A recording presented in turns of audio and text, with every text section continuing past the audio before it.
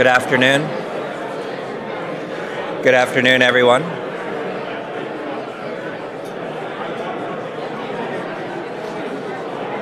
Good afternoon, everyone. We're about to begin.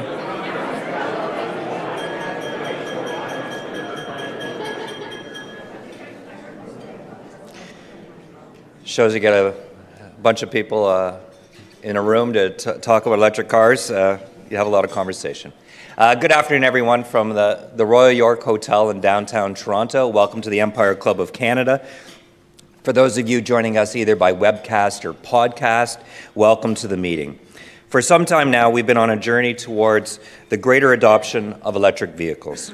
And for much of that time, worries about the cost and limited range of these vehicles have been slowing us down. But as we'll hear today, change is afoot. The global electric car fleet grows by millions every year. In some countries, like Norway, electric vehicles are approaching almost half the marketplace. Technology is finally delivering substantial cost reductions, especially in the areas of battery chemistry and battery storage. Around the world, government policies continue to play a major role influencing the market. We have seen different governments trying all different ways to encourage the electric vehicle market. China's aggressive growth push towards new energy vehicles saw more than 1 million Chinese consumers buy an electric vehicle. This year, the EU will begin imposing steep fines on car makers who fail tough new fuel economy standards. And here in Canada, British Columbia wants to complete its journey to zero-emission vehicles by 2040. So what it's going to take to get us there? Our expert panel is here to unpack all that for us. So without further ado, let me call up our panelists. Cormier, President and CEO of Electric Mobility Canada. Travis Allan, General Counsel and VP for Public Affairs at Flow. Lance Mortlock, Strategy Partner and National Oil and Gas Leader at EY Canada. Cara, Clairman, President and CEO of Plug and Drive. Theresa, Dekker, VP of Corporate Business Development and Strategy at Ontario Power Generation. And lastly, our moderator, an award-winning automotive and motorsports reporter, the president of the Automobile Journalists Association of Canada. Please welcome Stephanie Wallcraft.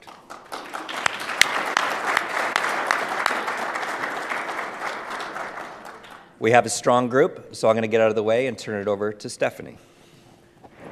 Thanks very much, and thank you very much to the Empire Club for inviting us here to talk about this topic, because it is an extremely important one in our industry today. As you know, the Canadian International Auto Show is currently taking place across the street at the Metro Toronto Convention Centre, and the number of electric vehicles that we're seeing on the floor at that show and others across the country increases by the year. The automotive industry, in its more than 100 years history, has never been in as much of a state of change as it is in right now. And so this is an extremely pertinent topic to discuss with this panel, and I'm very pleased to have the opportunity to discuss it with all of you. So let's start by outlining what can currently be considered realistic expectations for the EV industry in the short term and the long term. Are we really on the road to the complete extinction of combustion vehicles, or do we think that this is going to be a situation where they're operating side by side with combustion vehicles and electric vehicles for the foreseeable future?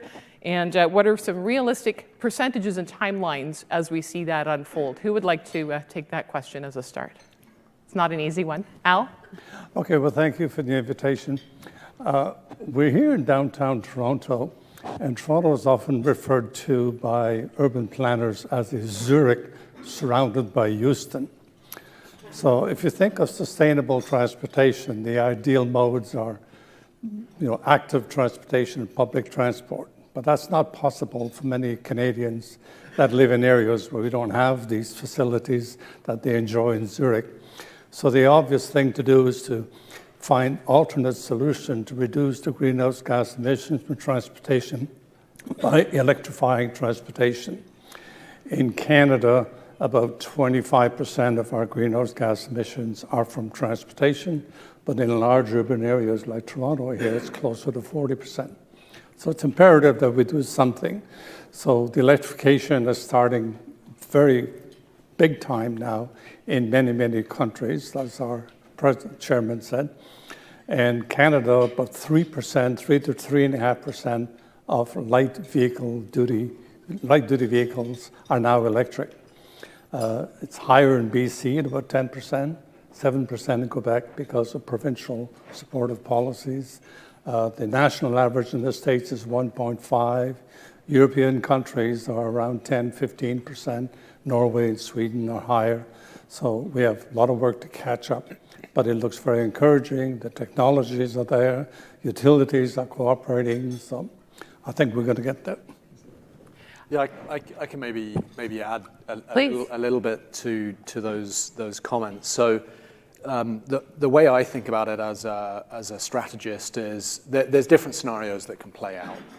I think the most aggressive scenario would be in the next 10 years, we would see 30% of the vehicles in Canada would be electric. That's a very aggressive scenario. We call that the crude awakening, mainly because for the oil and gas companies, that's a problem, and it's going to disrupt their business. The middle scenario is 15%, and then the speed brake scenario, which is slow, is 3%. My guess would be, and a lot of people ask me, where do I think what's going to play out? And I would say somewhere between the slow and the medium scenario in the next 10 years. We'd be looking at 7 to 8%. I think when you look at each province, the issues are different. So if you're in Alberta, different kind of issues to Quebec, where in Quebec, a lot of the power is generated through hydro. In Alberta, a lot of the power is generated through coal. So if I'm a consumer and I want to buy an electric car in Alberta or Saskatchewan or Manitoba, maybe not Manitoba, but certainly Saskatchewan, what am I charging my car on? I'm actually charging it on coal. It doesn't make sense. Mm-hmm. So different issues in different provinces for consumers would be my perspective. Sure. Actually, I think it might happen faster than people think, because certainly we're seeing when we look at the consumer's attitudes are changing. We've done a lot of research on collecting behavioral information from consumers, and what we found is there was a time where the number one concern the consumer had was range. They were worried about how far these cars could go. Maybe rightly so, because some of those early vehicles, the range was quite limited. But now that we see vehicles with 400, 500, 600 kilometers of range, this issue is starting to go away. And what you see people's number one issue is price. And so, and of course, what you're seeing too in the development is the prices are coming down. And so we're going to hit this magical price parity. Now, if I knew exactly when that was, Right.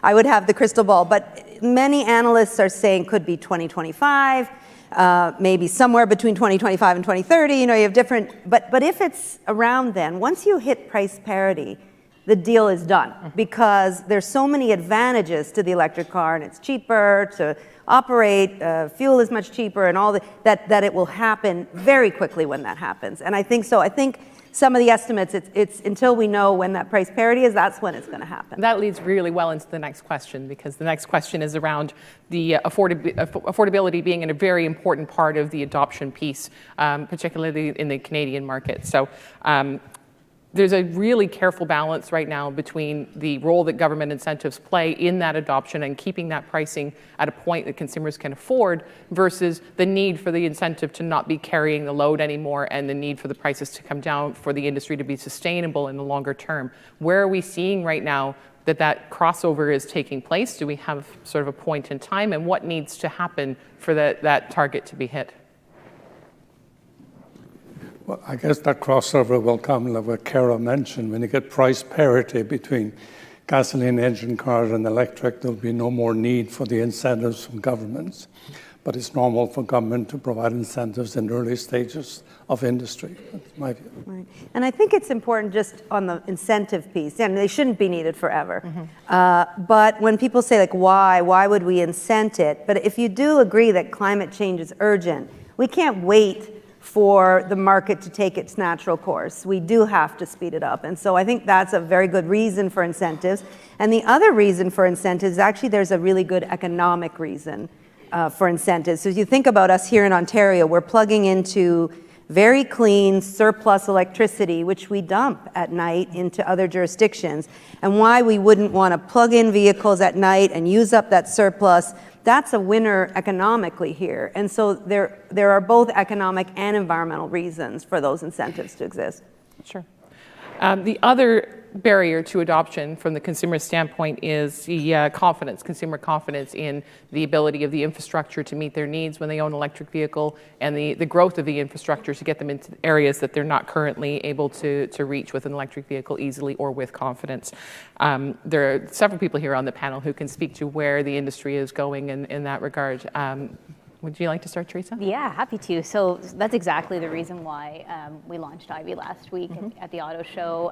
Really, the intent behind Ivy is to provide consumers with a bit more confidence when they're looking to get somewhere throughout the province. Our goal is to have chargers throughout the province so they can get really anywhere that they would want to go, and they're going to be on an average 100 kilometers or so apart. So to help address one of those barriers, that's really the key behind Ivy.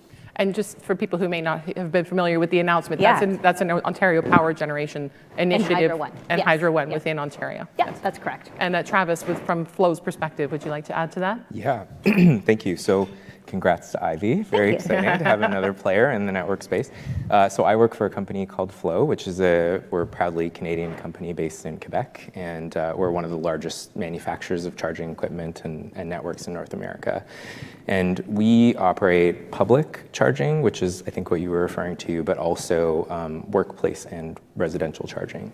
And across our network, what we see is that people tend to charge at home and in the workplace approximately 80% of the time, if given the option. So what that means is that you sort of have to change the entire framework that you think about vehicular refueling when you're switching to electric. Interestingly, even though we know that's the case for actual users, the greatest barrier, or one of the greatest barriers you see to adoption, is always the availability of public fast charging infrastructure. So even though people might not go to the cottage every weekend, or they might not drive to Manitoba every month, they really want to know that there are the options. And in jurisdictions where governments, utilities, and private companies have invested in that reliable public charging infrastructure, we do tend to see higher levels of adoption. So I think it's key.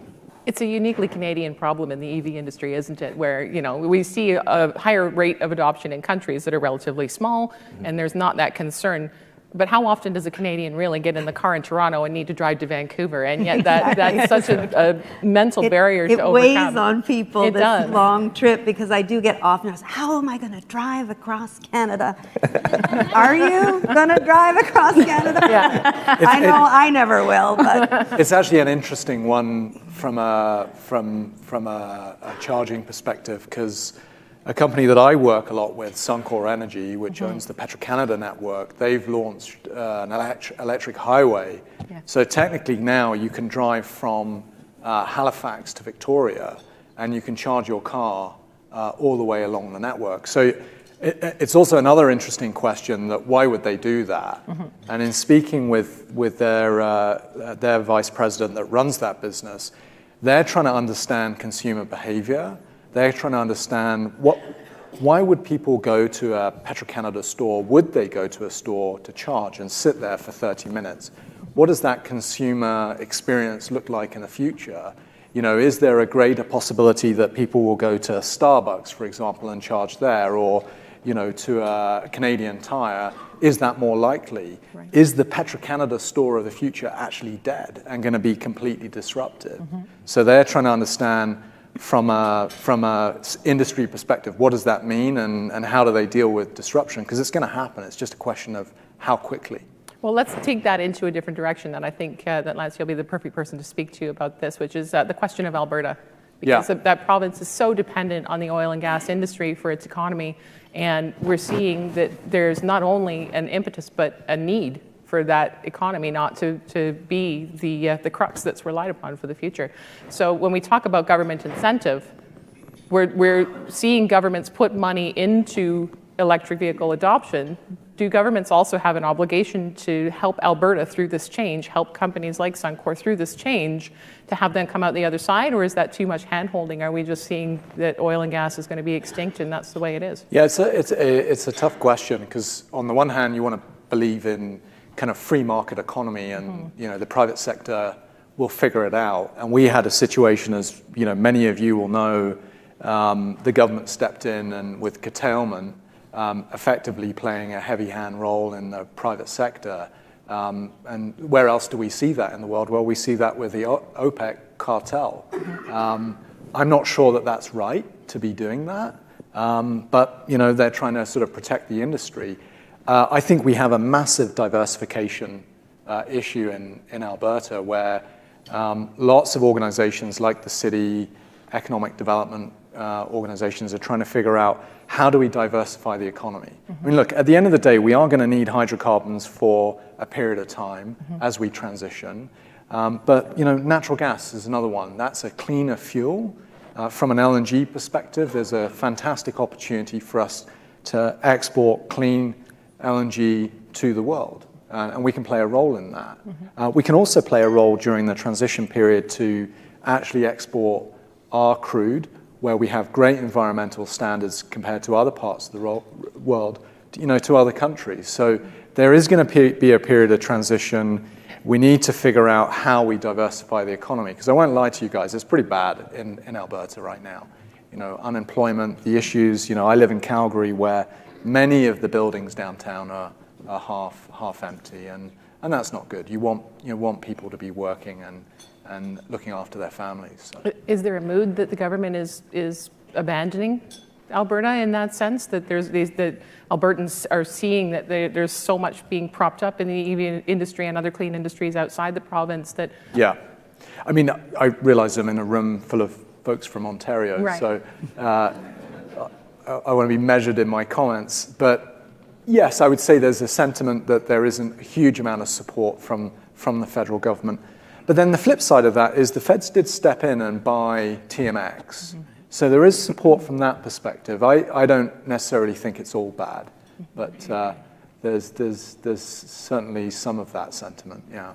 And just on the emissions perspective for Alberta and Saskatchewan and jurisdictions that maybe don't have as clean an electricity supply, the life cycle assessments will still show you that actually driving an EV in Alberta and Saskatchewan still gives you a pretty good emission reduction, because of course a giant coal plant is more efficient than a small ICE engine. And so you actually, and of course their whole grid is not coal. It's like they've got hydro and wind. And so what you see is about a 30% emission reduction if you're driving an EV in Alberta. Saskatchewan about the same. And of course, every year it gets a little bit cleaner because, they are reducing the coal on the grid over time. And so I would say there's still a lot of potential there. And in fact, we've been asked to come run an EV test drive at the Calgary Auto Show this year in March. It's the first Calgary has ever done that. And so we're definitely seeing interest and diversification happening in Alberta. It's interesting because I think that's changed even in the span of about 12 months. Right.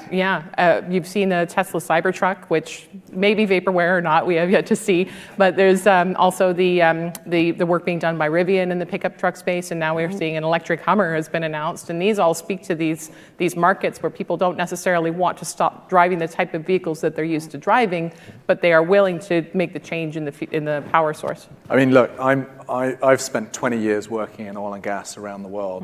I'm putting solar panels on my roof, and I move pretty slowly. So there's change definitely happening. Right, absolutely.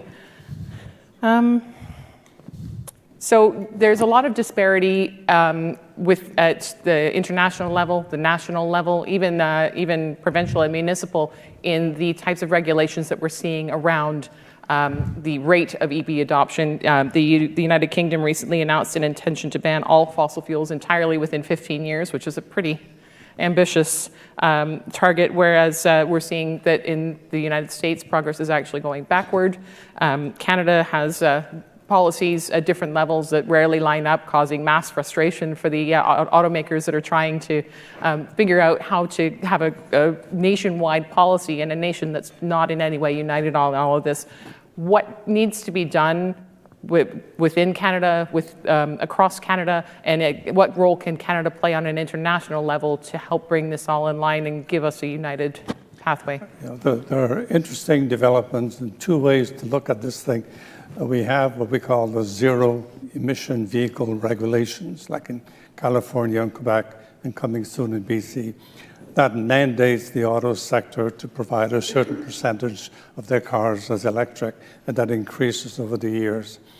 And right now, BC doesn't yet have that ZEV regulation, but it has more sales in Canada than in other provinces because they also have complementary policies on the demand side, incentives and education and so on. But at the national level, we have what they call targets, which are official government targets, like 100% by 2040, 30% by 2030, 10% by 2025. And those are difficult to achieve at this stage, but perhaps achievable. What a target does, it allows the government agencies to plan, develop programs and policies, and the politicians then to approve them, and they help in the incentives and the infrastructure and the incentives and so on. So we have these important targets in Canada, and our current forecast is that in 10 years' time, we may not meet the 2030 target, but even at the level we will achieve, we're talking about 150,000 new net jobs and maybe 16 billion additional contribution to the Canadian economy. So if we met the targets, it would be even better. Now, if the trend keeps accelerating as it is doing in other countries, that will probably even exceed that. So it's a transition for everybody, but I think we can all work together and manage it.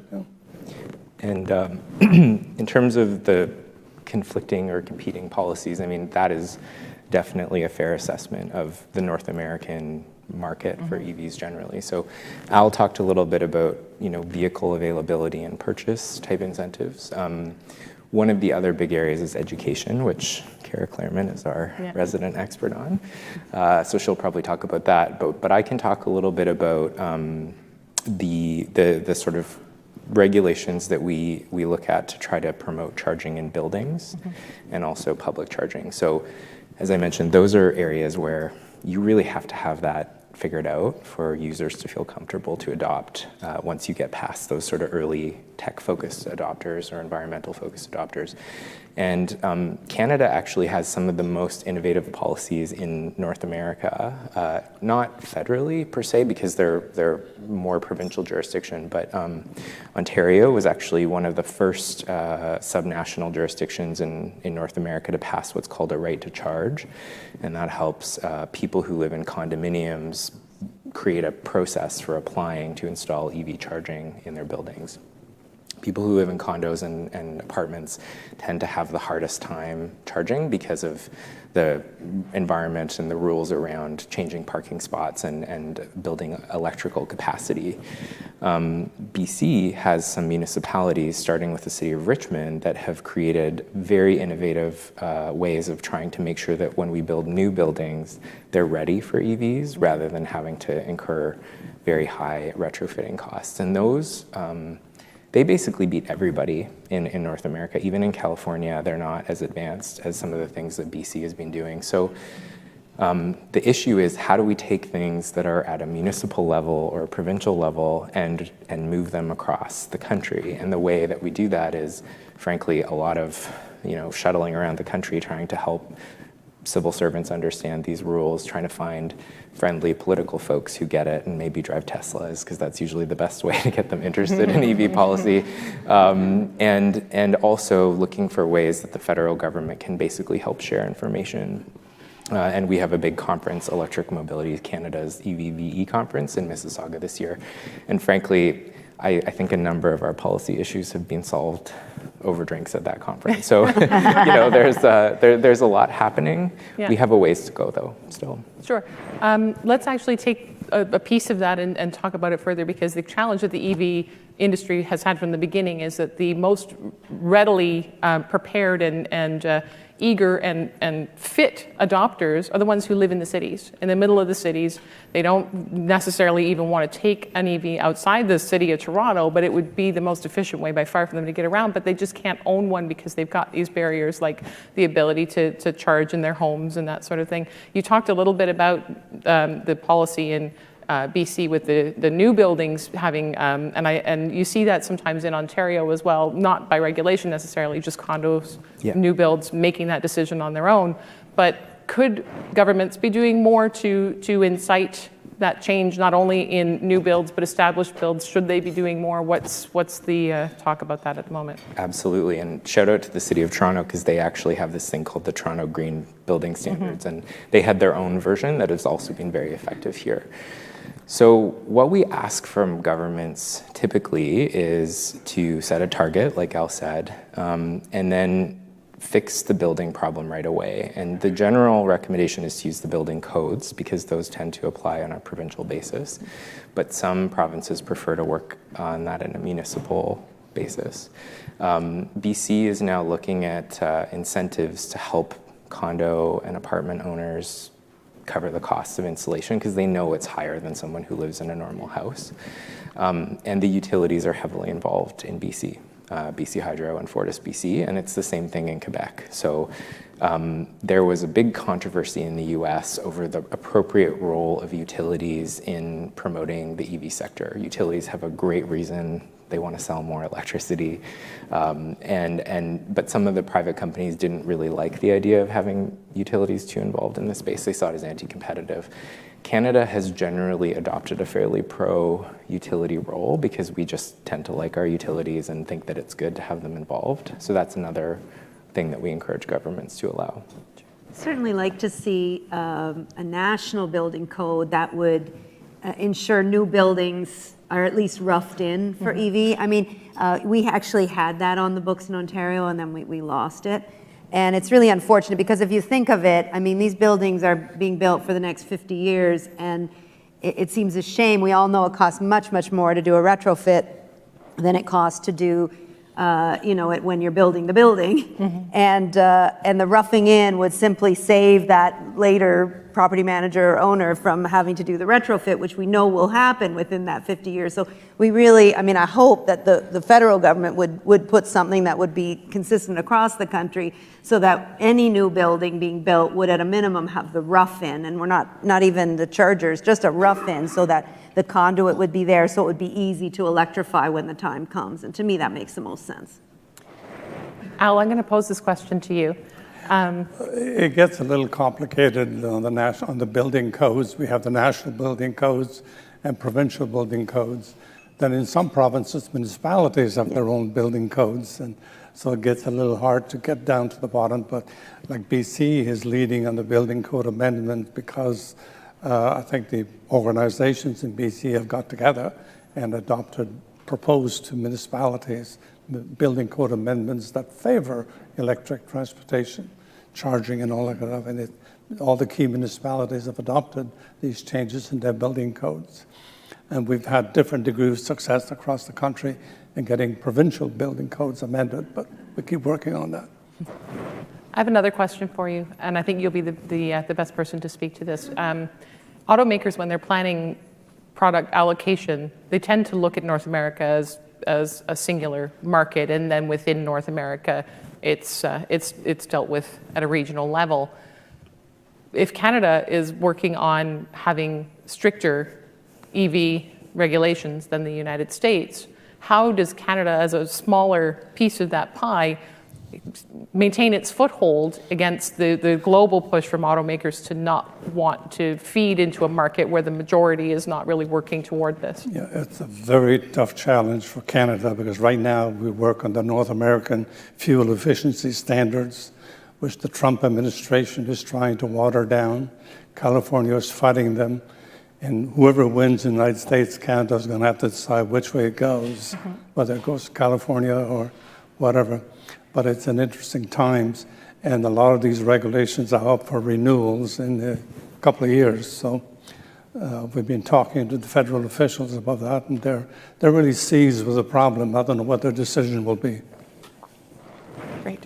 I guess one of the things that I wonder about is, generally I agree with all the comments about, infrastructure, and your comment about, we should be building new buildings with, the right code and the right rough-ins so that we can support the future. But actually, if you look out longer term into the future, we're going down this road of autonomous vehicles. And, I have two young children. I don't expect them to get driving licenses because I think they're either going to be using Uber or they're going to be using autonomous vehicles, which will be charged at centralized locations, and we won't own vehicles in the future, is what futurists are telling us. So I wonder about your comment, should we be spending all this money on infrastructure when actually, if you look out 20 years, and we're not that far away from it, we're not going to be driving anymore? It's a good point. I think that's probably somewhat true. It's hard to tell how quickly that will all happen, but somewhat true in the cities. I think we have to remember in Canada, there's a lot of people that don't live in big cities, and those folks are still driving. Right. And in fact, it was very interesting because I was at another auto show event this past couple of weeks, and there's an assumption as we live in a big city, everyone says, people aren't driving as much as they used to because many of us with teenagers, they're not getting licenses, and we're like, what's going to happen? And then actually I saw the actual data, which actually showed there are more kids getting licenses than before because there's so many more kids now living in Barrie, living in Aurelia. Toronto's becoming unaffordable. Families are moving out. And so those kids are actually making up for the kids in the city that are not getting their license. And so I think we'll still have a lot of drivers in the suburbs and the rural. But you're probably right, for the big city buildings, it's a question mark, but at least roughing in, like the original building code, it was a rough-in for 20%. And to me, that's still sensible. If you don't rough it in, it's the civil work that is the killer. It's drilling through walls and floors. And to me, it's just crazy that we're going to do that after the fact.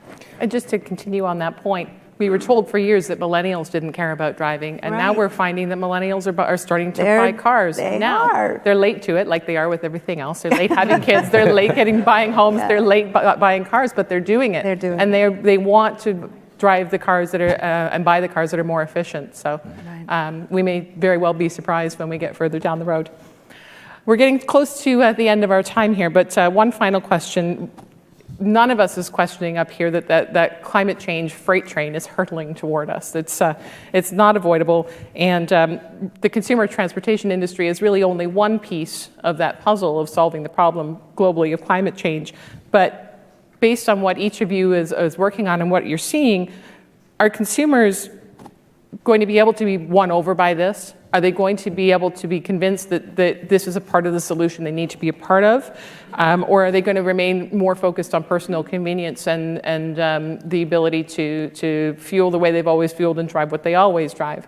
What are we seeing right now as we look forward? Could I take I think it's fair to say that consumers are certainly getting more informed, and Cara's organization and others are doing a great job at that. And politicians respond to public needs and demand. And we've seen the last few months that over half of the Canadians certainly want a greener environment. And of course, in transportation, that translates to electric vehicles. But they are, politicians are to face that the realities of the economy and disruptions and everything else. But there are even opportunities that I've heard the other day, like in Alberta, there's probably a possibility of a battery industry doing lithium-ion batteries from the brine that is leftovers from gas wells. I'm not a technical person, but there are companies there hoping to produce that kind of industry in Alberta. So there's always, a good side to the coin to these things. But I think the public are certainly aware. Years ago, they used to say, what kind of car are you driving? What's wrong with your car so quiet? But now they're seeing that it's more of an adopted technologies. Not a whole lot of EVs advertised on TVs yet, but occasionally we see that. But the public education is a big job to do still. Sure. Theresa, you wanted to? Yeah, I was going to say we took on an initiative last year to look at personal EV owners at our company and what their views were to try to understand what drives them to drive an EV.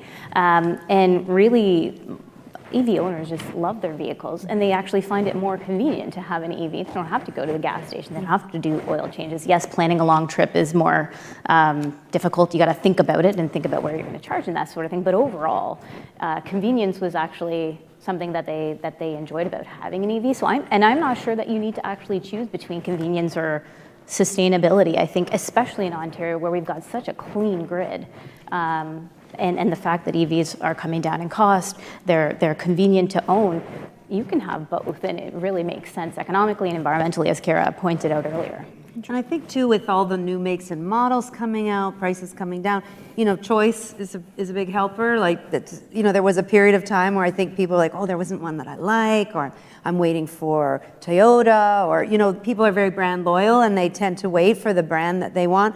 Now you're starting to see every brand having something and more than one, and so that changes it. And our data did show, the early adopters, they tended to be wealthier, they tended to be highly educated engineers, people who were doing the math on how much they were saving and all that. But we're seeing that change now over time, more families, more middle income, and of course what's helping now is we're starting to see a used market come up. Yeah. And as you see that used market picking up, you see a lot of new demographic of people that can get into an EV. And we know, like you said, EV owners, they love their cars. Someone chooses a used EV, their next car is going to be a new EV. And so you're going to start those people with an inexpensive, maybe smaller range car, and they're going to move along. So I'm really quite optimistic that the consumer is coming along. There's still lots of knowledge gaps, but we're getting there.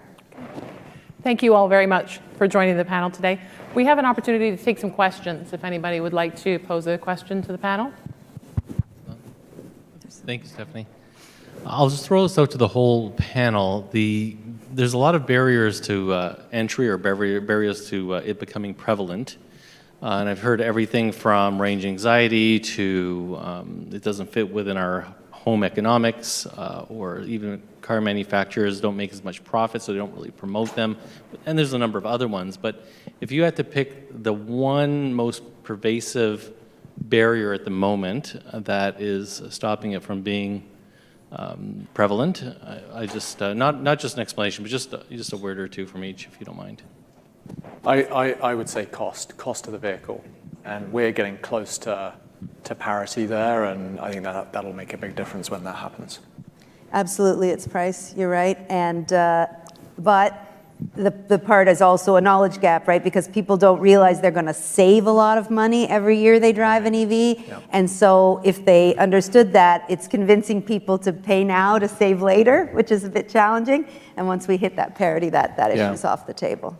I mean, I'll give you guys quickly a personal story. So live in Calgary. We have a place in Fernie where we ski, a small place. A practical issue, upgrading my car this year. Do we go with an EV? And we looked at Teslas and we looked at different vehicles. It's a 3-hour drive to get to Fernie, and I would tell you it's cold in the winter. It can get -40 on that road, and so the risk of having my young kids in that vehicle and not having an area to charge in terms of infrastructure, not having somewhere at our place to charge. So you talk about the range of the vehicle, the weather, the distance, and somewhere to charge. But we're close. I would say that the ICE vehicle we just bought will be our last one. The challenge is for people to realize when they buy an electric vehicle, they buy the fuel at the same time for the life of the vehicle. So, but people don't think of life cycle costing. They just think of the payment they're going to have to make next month. So it's an education process. Yeah, and my view is it's just partially a matter of time. So I agree completely with all the other comments made, but time is what is going to allow more makes and models. Time is what's going to allow battery costs to go down, and time is what's going to allow conversations between people who realize, oh, wait, my neighbor's driving an EV and it's working really well and they're saving money. That neighbor factor is a powerful one, isn't it? Yeah, keeping up with the Joneses in a sense. Any further questions? We have one at the back. Yeah, one question. We don't need to get to 100% adoption of electric vehicles before we succeed either. When you're producing fossil fuels and if 6 billion barrels a day fewer are needed, suddenly the whole economics of that industry collapse. So there's some inflection point that maybe I'd ask you to kind of comment on. Does that start to occur when 10% of the market is no longer buying fossil fuel, or 20% or 40%? Because it doesn't need to be 100, and suddenly you can't buy fuel because nobody's producing it economically. There's a difference between the percentage of sale and percentage of fleet. So if you're talking of 10% targets, say for the year 2025, that means the sales at that time would be 10% electric. But the existing fleet is still there, and cars last minimum 7 or more years. So the transition is going to be much longer than the target years. Yeah, I mean, from an oil and gas perspective, we haven't modeled that. It's an interesting question for sure that I'd love to kind of take away and dig into. What I would say is there's a number of other factors that you need to consider, like aviation is one, where I think aviation will be one of the last areas that transitions. I mean, there are great prototypes out there and great examples, but aviation and travel globally is increasing, and they need fuel. And so you'd have to understand from a Canadian sector perspective, yes, EV adoption is going to happen. How quickly is the question? Let's say it's very quickly. What does that mean to the oil and gas sector? Well, what it means to that sector is also based on, well, what are they exporting to the US and other parts of the world, including Asia? What's happening in terms of aviation? What's happening to other industries, manufacturing and other industries that are using hydrocarbons as well as a source of fuel in the mining sector, for example? So you'd have to consider all those factors and model that to kind of answer your question, I think. But it's a good question. True, and at the same time, as you mentioned, like some of the oil and gas companies are sort of more transitioning to energy companies, and they're diversifying what they have. So they're into renewables and LNG and other things. And so how impactful it will be on them will sort of depend where they're at in that process. It's a great point. I mean, you look at the Norwegian company Equinor, used to be Statoil. 30% of their business is renewable now in their portfolio. You know, they've got offshore wind farms. Suncor Energy is a major wind power generator in southern Alberta and in Ontario. So there's this transition happening where what is an oil and gas company? Actually, it's blurring between oil and gas and power and utilities. Shell came out last year at their AGM saying, we want to be the biggest power generator in the world. Like, this is an oil and gas company, so it's interesting. And it's a crossover between the traditional power generation companies and this new player in the game that hasn't been there before. And where do the twain meet? Right. Yeah. Any further questions? Yes, I had a question. Sorry, we have a microphone in the back there. Yes, I had a question about public policy and regulation. I think when it comes to making long-term decisions, public policy doesn't have a tremendously good record in this area. I can remember about, 10, 15 years ago, there was a big push in the European Union for diesel cars. And now they're banning diesel cars from the city centers because it turned out that was the wrong decision. So when it comes to public policy and encouraging EV, electrical vehicles and autonomous vehicles and funding infrastructure, what does the panel think about what some of the ways of regulating in a way that will not end up going down blind alleys or going down the wrong direction? So I'll start. I think generally the best approach to any of these kinds of policies is humility, because we really don't know what consumers will ultimately adopt, and we don't actually know how they will use vehicles, and we don't know how fleets and the medium and heavy duty sector in particular will deal with this change. But we start always from the scientific imperative, which is that we do need to find a way to reduce Canada's greenhouse gas emissions from the transportation sector.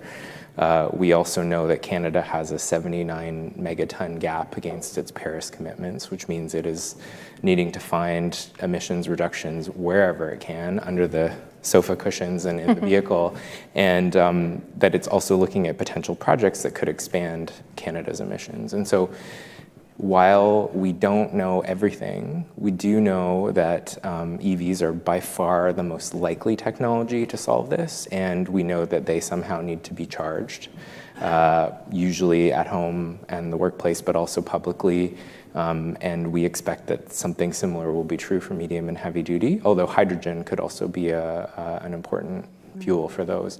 So, we proceed with caution. We look at the data. We are frequently sharing data with governments and utilities to help them understand and try to make the best decisions we can in light of the scientific imperative.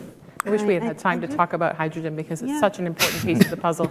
I do think it's important to not think of these things as binary choices too. Like, I often get someone, well, what do you think about hydrogen instead of EVs? And I'm like, how about hydrogen and EVs? Like, we don't need to decide. Or people say, oh, what about walkable, bikeable cities? We should be doing that, or transit.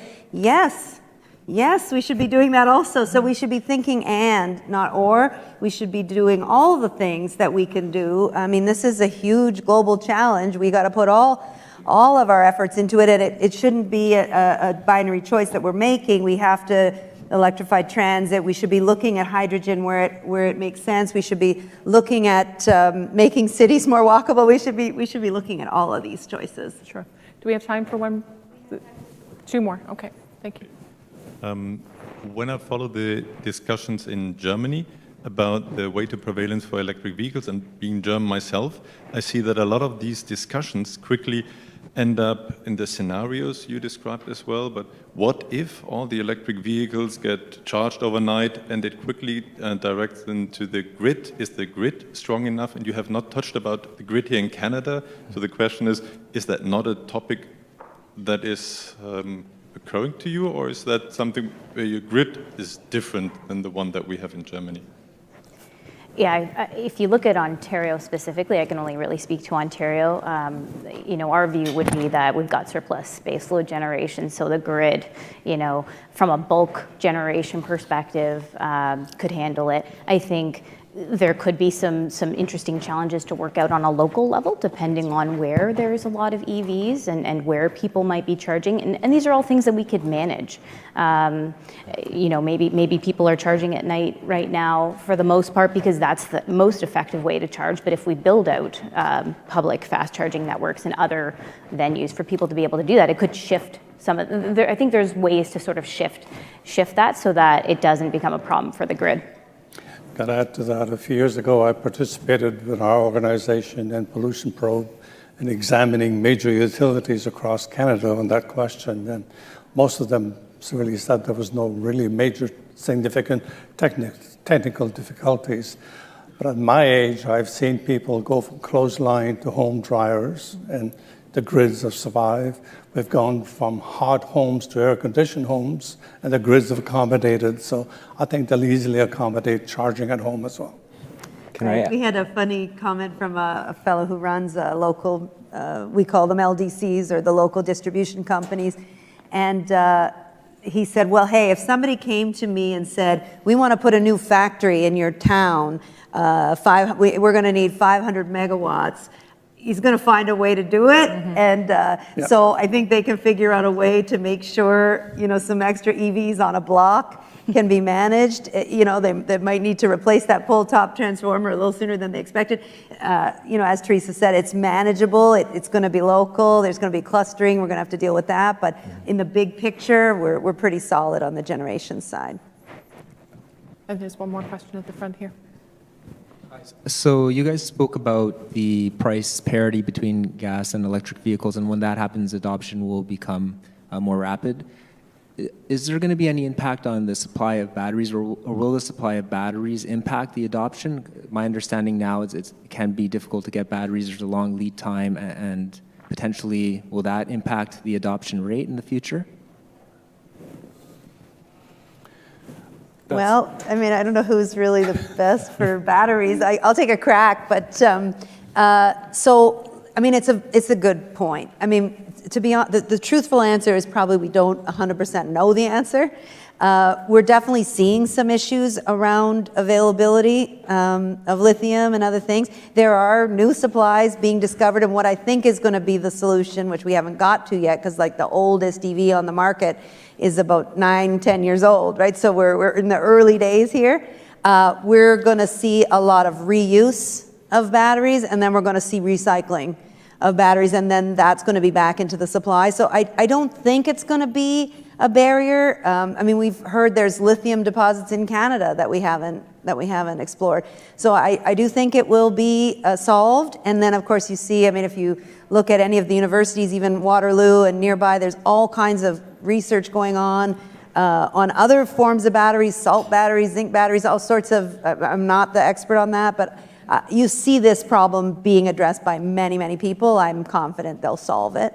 I should add to that lithium is a very common use in batteries right now, and it comes from different countries with perhaps questionable environmental practices. But Canada has a lot of lithium resources, and natural resources. Canada is paying very close attention to that now as an economic opportunity for Canada. So stay tuned for some news there. Thanks very much to each of you for taking part and offering your insight. It's been greatly appreciated, very interesting, and thank you. Thank you.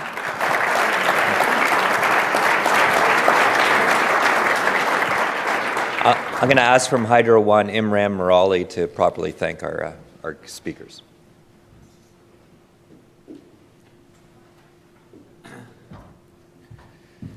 Thank you. My name is Imran. I'm the Vice President of Customer Service at Hydro One and the Co-President of the Ivy Charging Network, and I have the privilege of concluding today's event here today.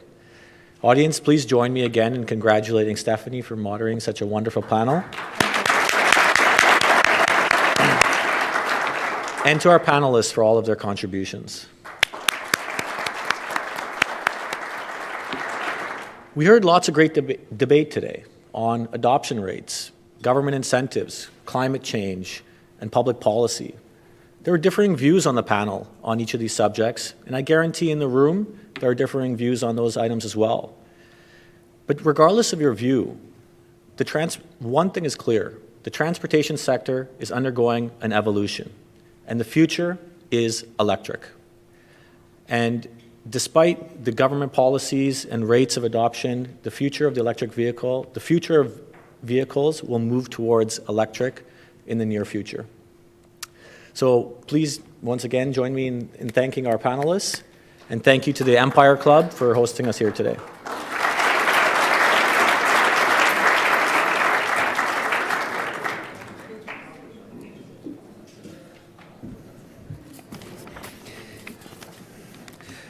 So thanks, everybody. We have a couple events coming up at the Empire Club I encourage you to check out on the website. We have Vickery Bowles, who is the chief librarian at the Toronto Public Library, who stood on the front lines when free speech was, we're having a debate about that, and cancel culture kind of raised its head. I think that will be an important conversation.